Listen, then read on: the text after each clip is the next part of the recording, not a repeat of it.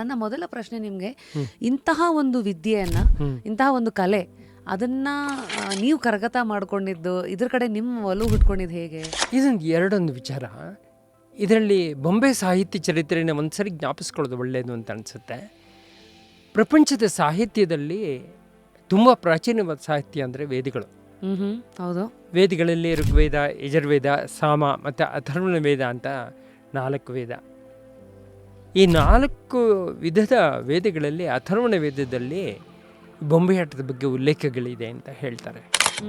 ಅಂದರೆ ನಾನು ಎಷ್ಟು ಪ್ರಾಚೀನತೆ ಅನ್ನೋದಕ್ಕೆ ನಿಮಗೆ ಹೇಳ್ತಾ ಇದ್ದೀನಿ ಇದನ್ನು. ಯಾವುದೇ ಒಂದು ಶಾಸ್ತ್ರ ಆಗಿ ಒಂದು ಕಲೆ ಶಾಸ್ತ್ರವಾಗಿ ಬರಬೇಕಾದ್ರೆ ಅದ್ರ ಹಿಂದೆ ಎಷ್ಟೊಂದು ಪರಿಶ್ರಮ ಇರಬೇಕಾಗುತ್ತೆ. ಅನುಭವ ಬಂದು ಗಟ್ಟಿಯಾಗಿ ಬಂದಾಗ ಮಾತ್ರ ಅದನ್ನು ಸಮಾಜ ಒಪ್ಕೊಳ್ಳುತ್ತೆ.